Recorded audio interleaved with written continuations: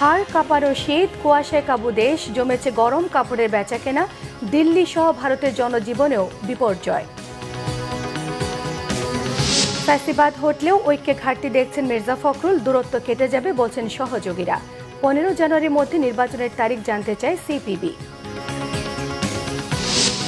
ডাকসু নির্বাচনে আন্তরিক প্রশাসন, রোডম্যাপ দাবিতে 72 ঘন্টার আলটিমেটামের জবাবে জানিয়েছেন ভিসি ডক্টর নিয়াজ। আরও চড়েছে চালের বাজার, কেজিতে দাম বেড়েছে 5 থেকে 6 টাকা, খুচরা পর্যায়ে সয়াবিন তেলের সরবরাহে ঘাটতি। খুলেছে চট্টগ্রাম এলিভেটেড এক্সপ্রেসওয়ে, বৈষম্য বিরোধী আন্দোলনে শহীদ ওয়াসিম আকরামের নামে নামকরণ।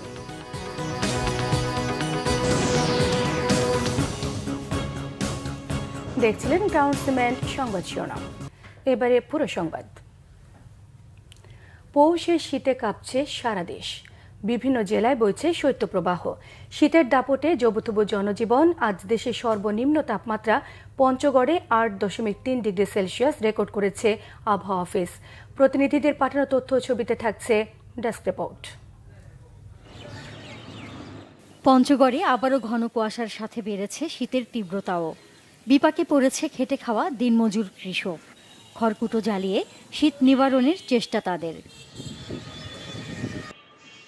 উত্তরের জেলা দিনাজপুরে পৌষের হাড় কাঁপানো কনকনে শীতে বিপর্যস্ত জনজীবন। দুর্ভোগ বেড়েছে শ্রমজীবী মানুষের। কুয়াশার সাথে হিমেল বাতাসে কাহিল কুড়িগ্রামের মানুষ। গত দুদিন ধরে দেখা মিলছে না সূর্যের।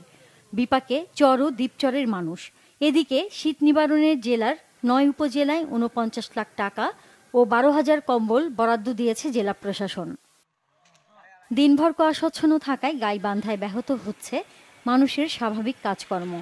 ঘন কুয়াশায় সড়কে যানবাহন চলছে হেডলাইট জ্বালিয়ে। শীতে সবচেয়ে বেশি কষ্টে বৃদ্ধ ও শিশুরা। শীতজনিত রোগী বেড়েছে হাসপাতালগুলোতে। গরম কাপড় না থাকায় কষ্টে দিন পার করছেন ছিন্নমূল মানুষ। ঠান্ডার জন্যে বারাসাত থেকে বাড়ানো যাচ্ছে না, মানুষের অসুখ বিসুখ বেশি হচ্ছে। শিশু বাচ্চাদের ডায়রিয়া কলেরা হচ্ছে, গরু বাছুর এগুলোর ঠান্ডাতে অসুখ বিসুখ হচ্ছে। কুয়াশা ভরা, কম্বলও পাই না, রিলিফ সাহায্য পাই না, কিচ্ছু পাই না। ঘর থাকি বাইরে বেড়ে পাই না, কি কর্ম করি খাই।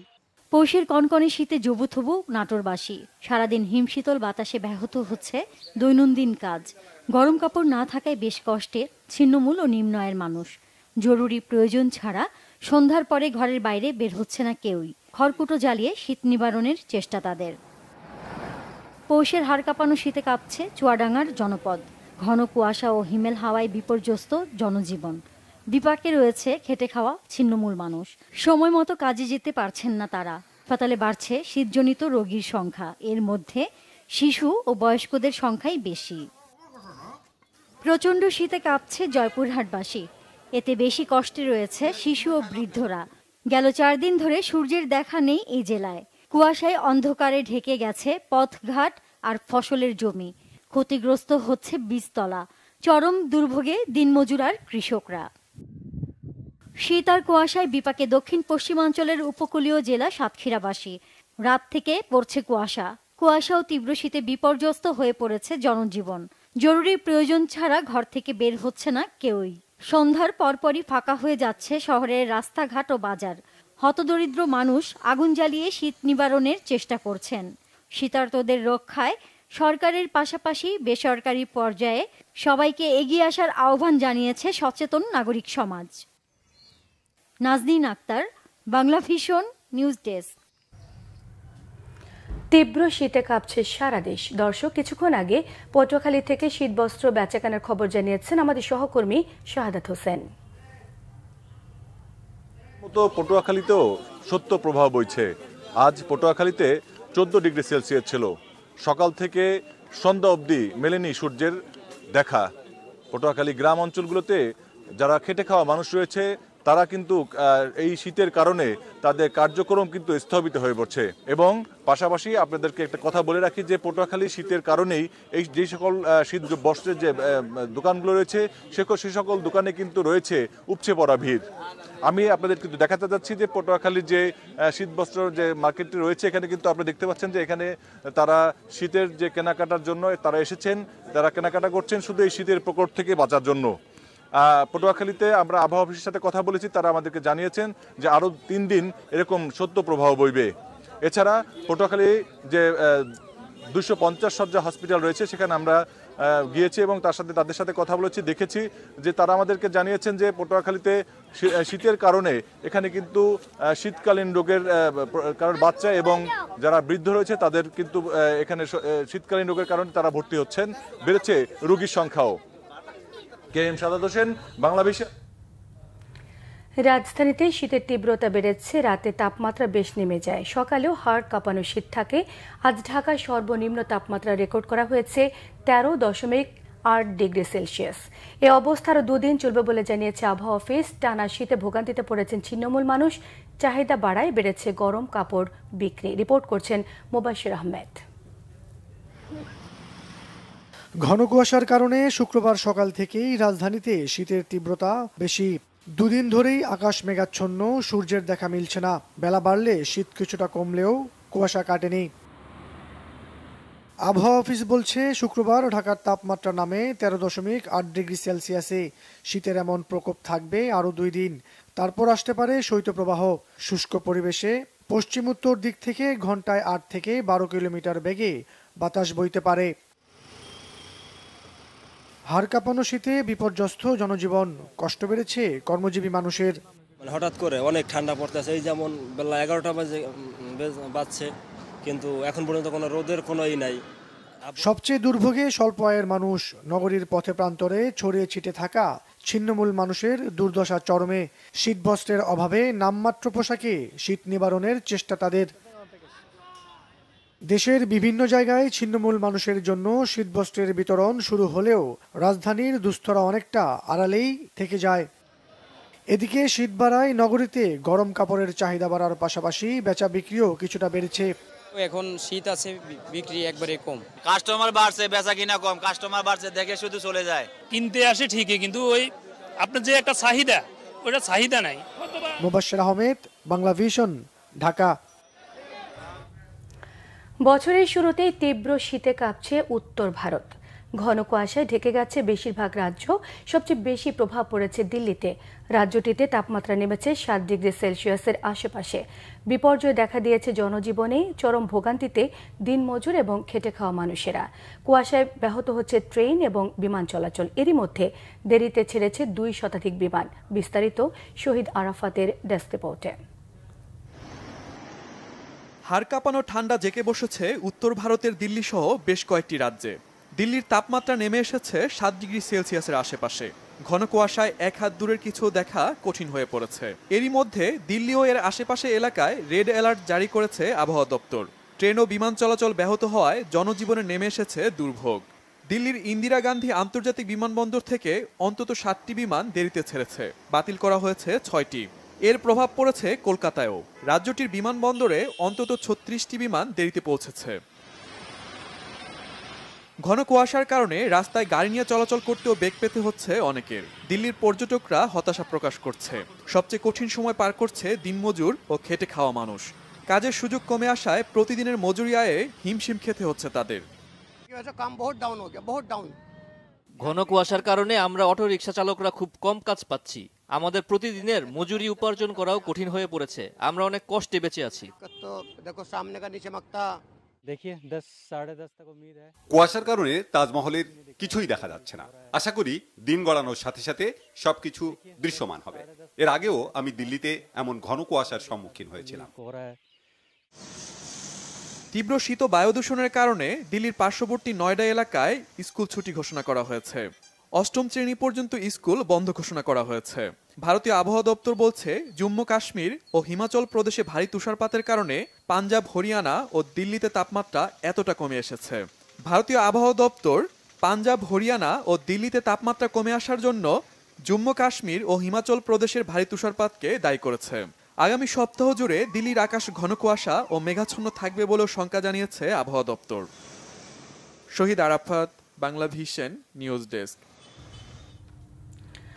বিএনপি মহাসচিব মির্জা ফখরুল ইসলাম আলমগীর বলেছেন, গণতান্ত্রিক যুদ্ধ শেষ হলেও ঐক্যের সঙ্গে দেশ গড়ার জায়গায় এখনো ব্যর্থতা রয়েছে।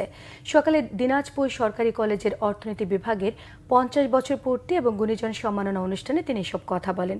আরও বলেন, গত 15 বছরে ফ্যাসিস্ট সরকার সব লুট করে পাচার করে অর্থনীতি ধ্বংস করে দিয়েছে।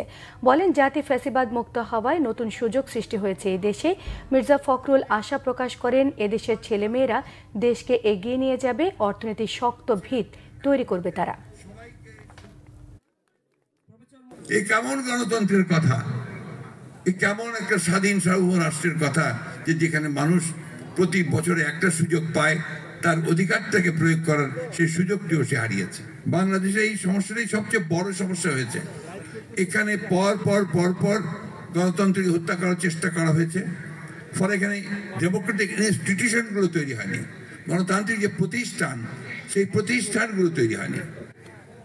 আমরা রাজনৈতিক দলগুলো পরস্পরের সঙ্গে বিরোধী লিপ্ত হয়েছি, কিন্তু সহনশীলতার মধ্য দিয়ে গণতন্ত্রকে চর্চা করে আমরা যদি সবাই এগিয়ে যেতে পারি, তাহলে কিন্তু আমরা গণতন্ত্রকে লাভ করতে পারবো, আমাদের অধিকারকে অর্জন করতে পারবো। রাজনীতিতে মতবিরোধকে গণতন্ত্রের সৌন্দর্য মনে করেন রাজনীতিবিদরা। হাসিনা পরবর্তী বাংলাদেশে রাজনৈতিক দলগুলোর মতভেদ কিছুটা মনস্তাত্ত্বিক, নির্বাচন না সংস্কার এ নিয়ে ক্ষুদ্র মতভেদ থাকলেও যথাসময়ে নির্বাচন নিয়ে রাজনৈতিক দলগুলোর দূরত্ব থাকবে না বলে ধারণা তাদের। রিপোর্ট করছেন আহমেদ সরওয়ার। ভূমিধস বিজয়ে 2009 সালে ক্ষমতায় আসে আওয়ামী লীগ। এরপর তাদের নানা সিদ্ধান্ত ও দমন পীড়নের বিরুদ্ধে নামে বিএনপির নেতৃত্বাধীন 4 দলীয় জোট। আরও কিছু দলও তাদের সঙ্গী হয়। সেই দলগুলোই গত 15-16 বছরে কখনো জোটগতভাবে, কখনো যুগপথে আন্দোলন করে। 5 আগস্ট ছাত্র জনতার গণ অভ্যুত্থানে শেখ হাসিনার পলায়নের মধ্য দিয়ে ফ্যাসিবাদী সরকারের পতনের পর সেই দলগুলোর মধ্যেই নানা প্রশ্নে মতবিরোধ। নেতারা বলছেন, কিছুটা মতবিরোধ থাকলেও এটি ভবিষ্যৎ রাজনীতিতে তেমন প্রভাব ফেলবে না। মতের ভিন্নতা আছে এবং এটা থাকবে, থাকাটাই গণতন্ত্রের সৌন্দর্য। বিরোধ কখন হয়? বিরোধ যখন হয় যে আপনি যখন আমাকে সম্মান করেন না, আমি যখন আপনাকে সম্মান করি না। এটা তো রাজনৈতিক কালচারের বিপরীত একটা কাজ। তা আমি মনে করি না এখনও খুব বড় কোনো ব্যত্যয় এখনো হয়ে গেছে, আমি সেটা মনে করি না। তবে কিছু কিছু কথাবার্তা মানুষ পছন্দ করছে না, কারণ মানুষ তো এই সবার ঐক্য চায়। ফ্যাসিবাদের বিরুদ্ধে ঐক্যটাকে মানুষ আরো অটুট করতে চায়। যারাই আন্দোলনের নেতৃত্বে ছিল, কিংবা সরকারে যারা দায়িত্ব ছিল, কিংবা বড় বড় রাজনৈতিক দল যারা ছিল, তারা আসলে এই যে রাজনৈতিক পরিবর্তনটা করছে বাংলাদেশে, তার যে একটা ঐকমত্য কিংবা সমঝোতার রাজনীতি করতে হবে, এই বিষয়টা ভুলে প্রত্যেকে আসলে তার নির্বাচনী রাজনীতির মধ্যে ঢুকতে গেছে। সংস্কার হওয়ার আগে নির্বাচনের রাজনীতির মধ্যে আপনি ঢুকে পড়বেন, তখন অনিবার্যভাবে এটার মধ্যে একটা ফাটল দেখা দেবে। সারা পৃথিবীর যত বিপ্লবের ইতিহাস আপনি দেখবেন, সেখানে বিপ্লব পরবর্তী কিছু অস্থিরতা থাকে। তার সঙ্গে আমাদের এখানে যুক্ত হয়েছে প্রজন্মের একটা দূরত্ব। কারণ যারা 1971-এ মুক্তিযুদ্ধ করেছে সেই প্রজন্ম এই আন্দোলনে ছিল, আবার তাদের পরবর্তী 2 প্রজন্ম গত হয়ে গিয়ে এখন যারা এসেছে তারাও এই আন্দোলনের নেতৃত্বে ছিল। এখানে চিন্তা এবং সমন্বয়ের একটা দূরত্ব কিন্তু রয়েছে, বাস্তবতা যেটা। এই ক্ষেত্রে বিএনপির যেটা নীতি সেটা হচ্ছে যে আমরা সর্বশেষ যে কাউন্সিলটা করেছিলাম 2016-তে, সেই কাউন্সিলে আমাদের একটা স্লোগান ছিল, নানান মানুষ নানান পথ, দেশ বাঁচাতে ঐক্যমত। আমরা এখনো ঠিক ওই জায়গাটাই ঠিক আছি। নিজেদের মতবিরোধের সুযোগে পতিত আওয়ামী লীগ কোনো রাজনৈতিক সুবিধা নিতে পারবে না বলে আত্মবিশ্বাস তাদের। রয়েছে দেশ ও জাতির স্বার্থে ঐক্যবদ্ধ সিদ্ধান্ত নেওয়ার বোঝাপড়াও। সংস্কার সবচেয়ে বেশি উচ্চারিত শব্দ শেখ হাসিনার পতনের পর এবং পলায়নের পর থেকে। তো সংস্কারটা তো অগ্রপথিক বিএনপি 2030 ভিশন দিয়েছে বেগম খালেদা জিয়া, তারেক রহমান সাহেব 27 দফা দিয়েছেন। সেই 27 দফা নিয়ে আবার আন্দোলনরত দলগুলোর সঙ্গে আমরা দিনের পর দিন, মাসের পর মাস আলাপ করে 31 দফা দিয়েছি। সেই সংস্কারের নির্যাসিত গ্রহণ করেছে বর্তমান সরকার। সেই সংস্কার নিয়েই তো সবচেয়ে বেশি কথা বলছে এখন বৈষম্য বিরোধী আন্দোলনের আমাদের প্রিয় ছাত্রনেতারা। তাহলে সমস্যাটা কোথায়? পেছন থেকে যারা চাবি দেয়, যেটা দৃশ্যমান যতটুকু আমাদের কাছে হয়েছে, তারা কিন্তু এক এক সময় এক একজনের কোলে উঠেছে। এর আগে কখনো এর কোলে উঠেছে, কখনো বীর কোলে উঠেছে, কখনো সির কোলে উঠেছে। কোলে ওঠা ছাড়া তাদের নিজস্ব শিকড় মানুষের মনের মধ্যে নাই। এখনো পর্যন্ত রাজনৈতিক দলগুলির মধ্যে এই তাড়নাটা আছে যে আমরা ঐক্যবদ্ধ থাকতে হবে এবং ঐক্যবদ্ধ থেকেই আমাদের এই সংকটগুলি আমাদের মোকাবেলা করতে হবে। এই শুভবোধটা যতক্ষণ থাকবে ততক্ষণ আমি মনে করতে চাই যে এগুলি আসলে আমরা সলভ করতে পারবো। আমরা মনে করি ইলেকশন হতে হবে এবং যত দ্রুত সম্ভব ইলেকশন করতে হবে। তবে প্রয়োজনীয় যে সংস্কারগুলো আছে এটা বাদ দিয়ে ইলেকশন যদি হয়, আবার যদি সেই ফেসিবাদী কায়দায় কেউ যদি মনে করেন যে আরেকটা দলকে, হোক সেটা জামাত ইসলামী, আমার দলের কাউকে যদি কোনো নির্বাচন কমিশনের কোনো কর্মকর্তা কিংবা কোনো পুলিশ কিংবা কোনো জনপ্রশাসনের লোক চেষ্টা করে, আমরা তো এটা ক্ষমা করব না। নির্বাচন হইতে হবে 100% ফেয়ার, ফ্রি এবং ক্রেডিবল ইলেকশন হইতে হবে। এখানে এই রক্তের সাথে যে ব্যক্তি বেইমানি করবে তার দুনিয়া নষ্ট হবে, আখিরাত নষ্ট হয়ে যাবে।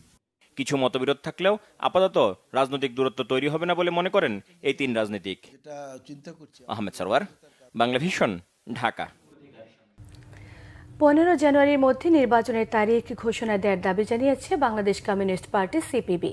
শুক্রবার বিকেলে রাজধানীর সোহরাওয়ার্দী উদ্যানে ঢাকা সমাবেশ কর্মসূচিতে এই দাবি জানান সিপিবির নেতারা। দলটির সাধারণ সম্পাদক রুহিন হোসেন প্রিন্স জানান, অনির্বাচিত সরকারের ক্ষমতা দীর্ঘায়িত করা যাবে না, দ্রুত নির্বাচন দিয়ে দেশকে গণতান্ত্রিক পথে ফিরিয়ে আনার আহ্বান জানান তিনি। বলেন, একটি পক্ষ 72 সংবিধান বাতিল করে সাম্প্রদায়িকতা ছড়াতে চায়, দেশের গণতন্ত্রের জন্য এমন চেষ্টা সহায়ক নয় বলেও দাবি করেছে সিপিবির সাধারণ সম্পাদক।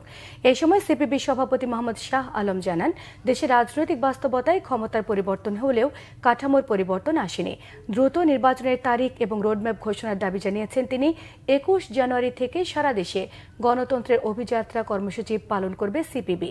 সমমনা বিভিন্ন রাজনৈতিক দল, নানা সংগঠন এবং সংশ্লিষ্ট ব্যক্তিদের সঙ্গে আলোচনা করে ঐক্যমত্য গড়ে তোলার কর্মসূচি পালন করবে বাংলাদেশের কমিউনিস্ট পার্টি সিপিবি। কোনোভাবে আমরা গণঅভ্যুত্থানের শহীদের চেতনাকে ভুলণ্ঠিত হতে দিতে পারি না। অতএব অনির্বাচিত সরকার ক্ষমতা দীর্ঘায়িত করবে, সেইটাও আমরা চাই না।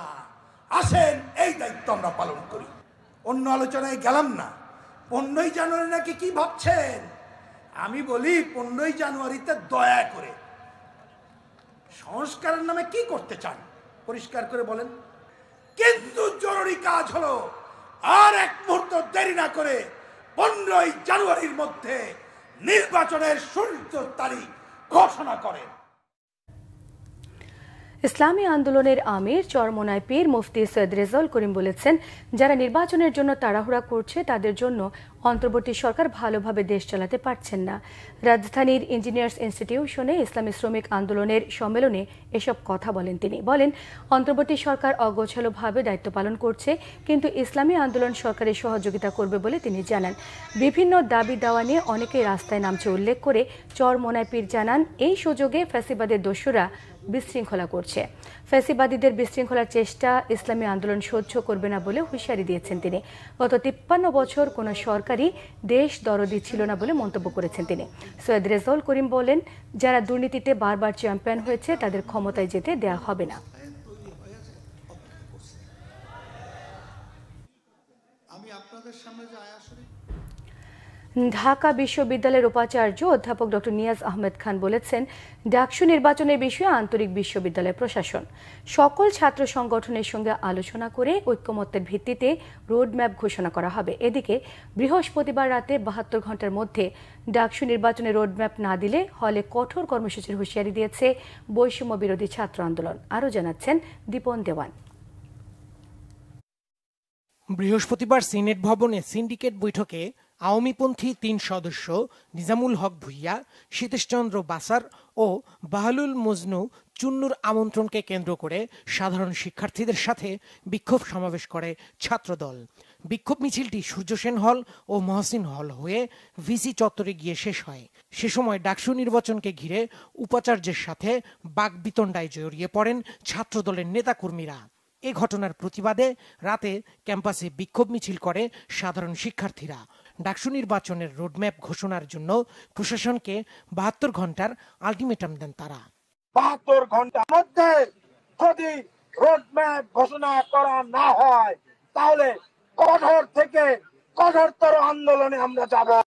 এদিকে শুক্রবার সকাল 10টায় আইবি এর বিবি প্রোগ্রামের মধ্য দিয়ে ঢাকা বিশ্ববিদ্যালয়ে 2024-25 শিক্ষাবর্ষের ভর্তি পরীক্ষা শুরু হয়। এবারের বিবিএ ভর্তি পরীক্ষায় 10,278 জন পরীক্ষার্থী অংশ নেয়। এর বিপরীতে সিট রয়েছে 120টি। পরীক্ষা কেন্দ্র পরিদর্শন করে উপাচার্য অধ্যাপক ডক্টর নিয়াজ আহমদ খান বলেন, ডাকসু নির্বাচনের জন্য সবার ঐকমত্য হওয়া প্রয়োজন। ডাকসু নির্বাচনের ব্যাপারে আমরা অত্যন্ত আন্তরিক, তবে আমরা চাই যে সবার মধ্যে মোটামুটি একদম ঐক্যমত না হোক, কিন্তু একটু ব্রড বেসড, যাতে একরকম সমঝোতা হয়, একটা চুক্তির মতো হয়। সবাইকে নিয়ে আমরা করতে চাই এই নির্বাচনটি উৎসবমুখর পরিবেশে, সবার বহুদিন পর একটি মুক্ত পরিবেশে এই সুযোগটি তৈরি হয়েছে। আমরা চাই যে এই কাজটি যতদূর সম্ভব সবাইকে নিয়ে নিখুঁতভাবে করতে। ধন্যবাদ। এটা আমরা পরে আসি। আমরা এটার জন্য আমাদের বেশ কিছু কমিটি কাজ করছে, সবার সাথে কথা বলছি এবং আপনার সাথে সবার সাথে কথা বলেই এটা ঠিক করা হবে। এ ব্যাপারে সকল ছাত্র সংগঠনগুলোকে সহায়তা করার আহ্বান জানান উপাচার্য। দীপন দেওয়ান, বাংলা ভিশন, ঢাকা। নতুন বছরে চড়া চালের বাজারে ক্রেতার অস্বস্তি, তবে সরবরাহ বাড়ায় দাম স্বাভাবিক দেশি পেঁয়াজের। কাঁচা সবজির দাম সাধারণের নাগালে, ব্রয়লার বিক্রি হচ্ছে কেজিতে 200 টাকায়। এলাচের দাম হঠাৎ বাড়লেও কমেছে জিরার দাম। বিস্তারিত জানাচ্ছেন নাবিল জাহাঙ্গীর। রাজধানীতে মৌসুমী সবজির সরবরাহ বাড়ায় স্বস্তি রয়েছে কাঁচা বাজারে। প্রতি কেজি বেগুন, আলু, সিম, মূলা, চিচিঙ্গা, শালগম মিলছে 30 থেকে 40 টাকায়। নতুন দেশি পেঁয়াজ বিক্রি হচ্ছে 60 টাকা দরে, কাঁচামরিচের কেজি 40 টাকা আর টমেটো 40 থেকে 60 টাকায়। বছরের এই সময়ে মাছের দাম কিছুটা কম থাকার কথা থাকলেও বেড়েছে দেশি মাছের দাম। চাষের মাছের দর অপরিবর্তিত। ইলিশ বিক্রি হচ্ছে আকার ভেদে 1200 থেকে 1500 টাকা কেজিতে। দেশি মাছের দাম অল্প একটু বেশি, এমন কিছু না। প্রাইস বেশি, এটা নর্মালি রেগুলার প্রাইস 400 হলেও ঠিক আছে। তো নর্মালি আমি যদি ওই পাশে পাইকারি মার্কেট থেকে নেই, সেক্ষেত্রে এটার দাম আসে 400 আর 450। মুরগির চাহিদা বাড়ায় কিছুটা দাম বেড়ে ব্রয়লার 200, পাকিস্তানি 350 ও দেশি মুরগি প্রতি কেজির দাম এখন 450 টাকা। খাসির মাংস বিক্রি হচ্ছে 1200 টাকা এবং গরুর মাংস 750 টাকা কেজি দরে। এই সপ্তাহে মুরগির দাম একটু বাড়তে জন্য খোয়াশা গাড়ি কম চলতেছে, খোয়াশা গাড়ি দেওয়া যায় না, আর এদের দ্বিতীয় হলে বিয়ে বিক্রি চলতেছে, এই জন্য একটু দাম বাড়তি। সয়াবিন তেল কেজিতে 8 টাকা বাড়ার পর থেকে সরবরাহ বাড়লেও দোকানি পর্যায়ে সরবরাহের ঘাটতি আছে। এলাচের দাম কেজিতে বেড়েছে 500 থেকে 700 টাকা। জিরার দাম কমেছে 400 থেকে 500 টাকা। জিরা 1150 টাকা ছিল, এখন ধরেন 700 টাকা, 700, 690 টাকা এরকম দাম। সয়াবিন তেল দাম 8 টাকা বাড়ানোর পরে সরবরাহ আগের তুলনায় একটু ভালো আছে, কিন্তু অ্যাভেলেবেল না। কৃষকের ঘরে আমন ধান উঠলেও দামের প্রভাব পড়েনি খুচরা বাজারে। চালের দাম প্রতি কেজিতে 5 থেকে 8 টাকা বেড়ে মোটা চাল বিক্রি হচ্ছে 55 থেকে 60 টাকায়, বিয়ার 28 ও 29 60 থেকে 65 টাকায়, মিনিকেট চাল 78 থেকে 80 টাকা কেজিতে। খুচরা ব্যবসায়ীরা বলছেন দাম বাড়ানোর পেছনে দায়ী মিল মালিক ও কর্পোরেট ব্যবসায়ীরা। মিলার এবং কর্পোরেট কোম্পানিগুলো প্রতিযোগিতা পাবে ধান কিনে। মিলাররা এক বস্তা 100 টাকা লাভ করে, কর্পোরেট কোম্পানিগুলো এগুলো প্যাকেজিং করে তারা এক বস্তা 500-700 টাকা লাভ করে। তার মানে তারা দ্বিগুণের চেয়ে বেশি লাভ করে। কর্পোরেট কোম্পানিগুলো যখন বাজারে আসছে তখনই বাজারটা উতাল পাতল হয়ে সবসময় চালের দামটা ঊর্ধ্বগতিতে থাকে, নিম্নগতিতে আসে না। বেশি দামে কিনতে হচ্ছে, প্লাস ওইদিকে কৃষক যারা এরা আবার কম দাম পাচ্ছে। মাঝখানে যে একটা চক্রটা আছে, বা আমি জানি না চক্র বা কি, কিন্তু ওই ওনারা আসলে বেশি মনে হয় মাঝখান থেকে তারা টাকাটা উঠিয়ে নিচ্ছে আর কি। ঠিক আছে, 2800 টাকা, 2850, এখানে বস্তাভর্তি 150 থেকে 200 টাকা বাইরে গেছে। ভোক্তাদের দাবি নিত্য প্রয়োজনীয় পণ্যের দাম নিয়ন্ত্রণে কার্যকরী ভূমিকা নিতে হবে সরকারকে। নাবিল জাহাঙ্গীর, বাংলা ভিশন, ঢাকা। চট্টগ্রাম এলিভেটেড এক্সপ্রেসওয়েতে আনুষ্ঠানিকভাবে যানবাহন চলাচল শুরু হয়েছে। অসম্পূর্ণ অবস্থাতেই শুরু হয়েছে টোল আদায়। সকালে আনুষ্ঠানিকভাবে এক্সপ্রেসওয়ের ফলক উন্মোচন করেন গৃহায়ন ও গণপূর্ত উপদেষ্টা আদিলুর রহমান খান। এলিভেটেড এক্সপ্রেসওয়েটির এখন নামকরণ করা হয়েছে বৈষম্য বিরোধী আন্দোলনে শহীদ ওয়াসিম আকরামের নামে। উপদেষ্টা আদিলুর রহমান বলেছেন, সারা দেশে জুলাই গণ অভ্যুত্থানে যারা শহীদ হয়েছেন তাদের জন্য বিভিন্ন জায়গায় স্মৃতিচিহ্ন তৈরি করছে সরকার, যাতে দেশের মানুষ এবং আগামী প্রজন্ম তাদের অবদানের কথা স্মরণ করতে পারেন। 2023 সালের 14 নভেম্বর সাবেক প্রধানমন্ত্রী শেখ হাসিনা প্রকল্পটির উদ্বোধন করলেও এতদিন যান যানবাহন চলাচল শুরু হয়নি। এখন আবার প্রকল্পের কাজ পুরোপুরি শেষ হওয়ায় আগেই আনুষ্ঠানিকভাবে যানবাহন চলাচল শুরু হলেও এই উড়াল সড়কের টোল দিয়ে 10 ধরনের গাড়ি চলাচল করতে পারবে, তবে মোটরসাইকেল এবং ট্রেইলার ওঠানামার সুযোগ রাখা হয়নি। এখানে চলাচলে অটোরিকশা 30 টাকা, গাড়ি 80 টাকা, জিপ ও মাইক্রোবাস 100 টাকা, 4 চাকার পিকআপ ভ্যান 150 টাকা, মিনি বাস ও ট্রাক 200 টাকা, বাসকে 280 টাকা টোল দিতে হবে। এছাড়া 6 চাকার ট্রাক 300 টাকা, কাভার্ড ভ্যানকে দিতে হবে 450 টাকা টোল।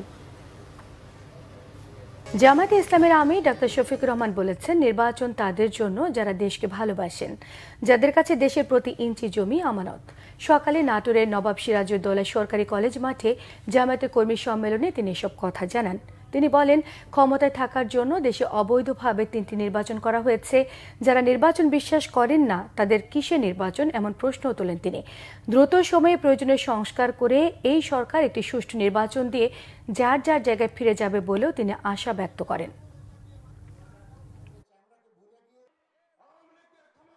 নির্বাচন তাদের জন্য যাদের কাছে দেশের প্রতি ইঞ্চি জমি আমানত। এই বিশ্বাস আস্থা যাদের নয়, নির্বাচন তাদের কপালে নয়।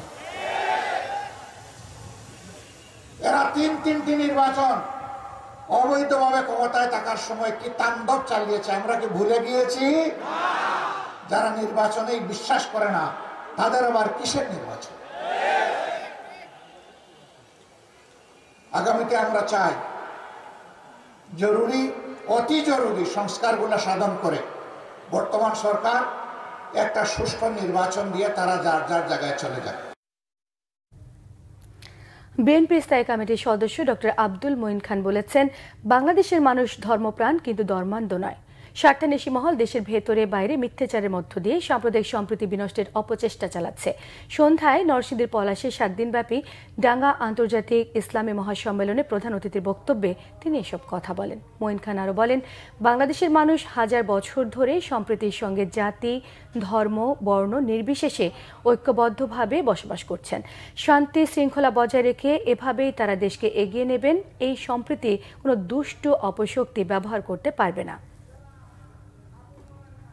এবং সারা বিশ্বের সামনে ইনশাআল্লাহ বাংলাদেশের 18 কোটি মানুষ ইতিপূর্বে প্রমাণ করেছে, আবার প্রমাণ করবে যে বাংলাদেশের মানুষ ধর্মান্ধ নয়, কিন্তু তারা ধর্মপরায়ণ। শান্তি শৃঙ্খলা বজায় রেখে আমরা জাতি, ধর্ম, বর্ণ নির্বিশেষে বসবাস করে যাব। আমাদের এই সম্প্রীতি কোন দুষ্ট অপশক্তি ব্যাহত করতে পারবে না। ঢাকা আন্তর্জাতিক বাণিজ্য মেলা শুরু হলেও শেষ হয়নি স্টল ও প্যাভিলিয়ন তৈরির কাজ। অন্যদিকে গত কয়েকদিনের শৈত্যপ্রবাহের ফলে শুক্রবার ছুটির দিনে মেলায় দর্শনার্থী ক্রেতার ভিড় তুলনামূলকভাবে ছিল কম, ফলে জমে ওঠেনি মেলা। তবে ব্যবসায়ীরা আশাবাদী এবার মেলা জমবে পুরোদমে। রিপোর্ট করছেন গালমান শফি। রাজধানীর পূর্বাচলে বুধবার শুরু হয়েছে 29তম আন্তর্জাতিক বাণিজ্য মেলা। এবার নিয়ে চতুর্থবারের মতো পূর্বাচলে আয়োজন করা হয়েছে এই মেলা। কয়েকদিন ধরে কুয়াশা ও শীত থাকায় আজ ছুটির দিনেও দর্শনার্থী ক্রেতার সমাগম ছিল অনেকটাই কম। মেলায় অনেকেই এসেছেন পরিবার পরিজন নিয়ে, আসতে পেরে সন্তুষ্ট তারা। বাবাকে নিয়ে এসেছি, মামনিকে নিয়ে এসেছি, আমার বোনকে নিয়ে এসেছি, আমরা সবাই একসাথে এসেছি। জননগরের তুলনায় নতুনত্ব এবার আরো কি দেখতে পাই, আমরা কি সুযোগ সুবিধা পাচ্ছি সবকিছু মিলে ঘুরে দেখি। তবে মেলাটা সেভাবে এখনো জমে নাই, হয়তো সময় লাগবে, অনেক কিছুই পেলাম না, তারপরও নিয়েছি। ক্রেতাদের দৃষ্টি কাড়তে অনেক স্টলেই রয়েছে ভারী অফার। দেখতেছি আর কি অফার আছে, দেখেন ফাটাফাটি অফার, খুব সুন্দর, এই জন্য ট্রাই দিতেছি, দেখতেছি। আমরা অফার দিচ্ছি ফাটাফাটি অফার, মাত্র 1800 টাকা যে কোনো ব্লেজার। গতবার রেট ছিল 2600-2200, এখন আমরা ডিসকাউন্ট দিয়ে মাত্র 1800 টাকা দিচ্ছি। এবছর ব্যবসা ভালো হবে প্রত্যাশা ব্যবসায়ীদের। মেলা আসলে মাত্র তো শুরু হলো, আজকে প্রথম শুক্রবার হিসেবে ধরেন কিছু মানুষ, কিছু ক্রেতা ঢুকতেছে। দিন যত যাবে তত ধরেন এটা বাড়বে আর কি। ইনশাল্লাহ এবার আমরা গতবার থেকে এবার ইনশাল্লাহ আমরা আশাবাদী যে ভালো হবে ইনশাল্লাহ মেলাটা। মেলার নিরাপত্তা ও ট্রাফিক নিয়ন্ত্রণে রয়েছে পর্যাপ্ত আইনশৃঙ্খলা বাহিনী। মেলা শুরুর দিকে এবং এ পর্যন্ত কোনো দুর্ঘটনা বা বিশৃঙ্খলা আমাদের কানে আসেনি, এবং আমরা সর্বত্র সতর্ক আছি এবং আপনি জানেন যে যারা মেলায় প্রবেশ করছে তাদেরকে সুন্দরভাবে চেক ব্যাকের মাধ্যমে মেলায় ঢোকানো হচ্ছে। কোনো দর্শনার্থী যারা ঢাকা থেকে বা বিভিন্ন জায়গা থেকে আসবে তাদের গাড়ির পার্কিং ব্যবস্থাপনা অত্যন্ত চমৎকারভাবে চারপাশে নেওয়া আছে। তারা যে কোনো জায়গায় পার্কিং করে মেলা মানে পর্যবেক্ষণ করে আবার তারা ফিরে যেতে পারবে। মেলা শেষ হবে 31 জানুয়ারি। গেলমান শফি, বাংলা ভিশন, ঢাকা। রাজধানীতে অনুষ্ঠিত হল নিউ আর্ট নিউ মিশন আন্তর্জাতিক সম্মেলন। প্রথমবারের মতো আয়োজিত এই সম্মেলনের মধ্য দিয়ে বাংলাদেশ ও সৌদি আরবের মধ্যে বাণিজ্যিক সম্পর্ক উন্নয়নের নতুন দিক নির্দেশনা উঠে আসে। চীন মৈত্রী সম্মেলন কেন্দ্রে আয়োজিত সম্মেলনে প্রধান অতিথি হিসেবে ছিলেন মক্কা ক্লক টাওয়ারের প্রধান নির্বাহী ডক্টর সালেহ আলিল হাবিব। বিশেষ অতিথি হিসেবে ছিলেন আকিজ গ্রুপের চেয়ারম্যান নাসিরউদ্দিন আহমেদ। সম্মেলনে 10,000-এরও বেশি উদ্যোক্তা অংশ নেন, যার মধ্যে ছিলেন 2,000-এরও বেশি শীর্ষস্থানীয় ব্যবসায়ী এবং পেশাজীবী। বাংলাদেশ থেকে যারা সৌদি আরবে ব্যবসার সুযোগ খুঁজছেন তাদের জন্য ব্যবসার সম্প্রসারণের নানা পরিকল্পনা তৈরিতে এই সম্মেলন অনন্য সুযোগ তৈরি করবে বলে আশা করা হচ্ছে। ব্যবসা এবং বিনিয়োগ সম্প্রসারণে সরকারের সহযোগিতা প্রত্যাশা করেন তরুণ উদ্যোক্তারা।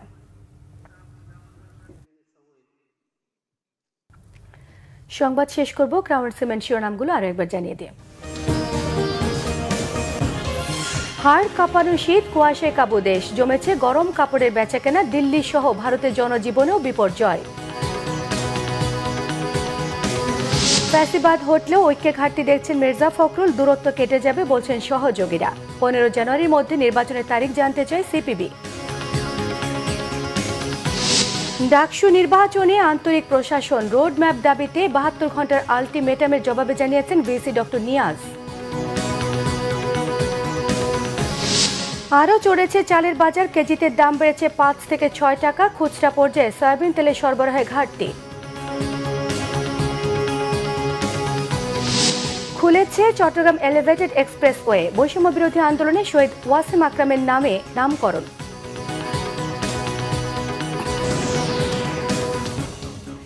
ছিল এখনকার মতো। পরের সংবাদ রাত 10:30 9টায় রয়েছে নিউজ 20 দেখার আমন্ত্রণ রইল। এছাড়া বাংলা ভিশন সংবাদ ও সংবাদ সংশ্লিষ্ট অনুষ্ঠান দেখতে ভিজিট করুন www.bbnews24.com, facebook.com/banglavishnnews, সাবস্ক্রাইব করুন youtube.com/banglavishnnews। সঙ্গে থাকায় সবাইকে ধন্যবাদ।